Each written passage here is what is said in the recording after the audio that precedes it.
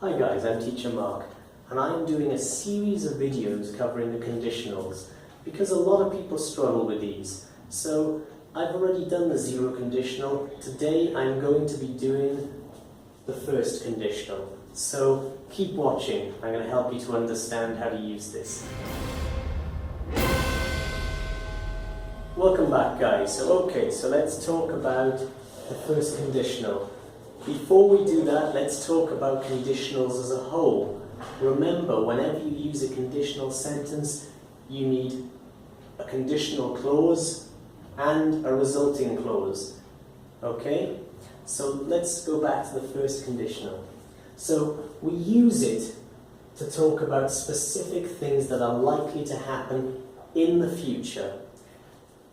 We do not use it to talk about facts or regular actions because that is the zero conditional. If you haven't seen my zero conditional video, go back and watch that first. It's important. It'll help you to understand this one better. Okay. Let's look at these two sentences. If you don't study for the test, you will fail. So our condition, if you don't study for the test, and the result, you will fail. Now in this sentence we have switched the clauses, so we got the resulting clause first, then the conditional. Remember what I said in my zero conditionals video. If you have the conditional clause first, you must have a comma to separate the two. But if you have the result first, the comma is not required. So, in this one, Linda could go to New York this Christmas if she saves the money. So, the result, she could go to New York for Christmas, but on the condition that she saves the money.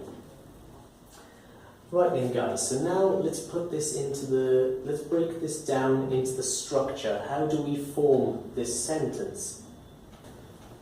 Okay guys, so let's talk about the structure. How do we form the first conditional sentence? So let's look at this sentence right here.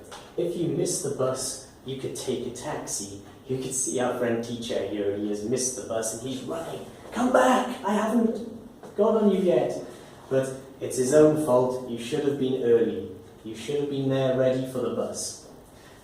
Okay, so if you miss the bus, you could take a taxi. In this case, when we say you, we're not talking as a generalization. In the zero conditional, if we used you, it was a generalization. But when we talk about you in the first conditional sentence, we're talking specific. You are specific to this sentence. You, Andrew. You, Susie. You, Audrey. You are specific. Okay, so when we break it down, we have an if or a when, and if and when in this case are not interchangeable.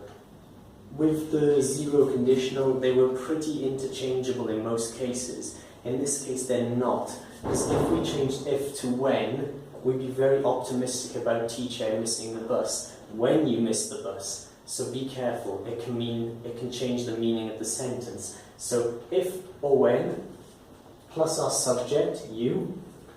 Present simple, miss the bus. Subject, you.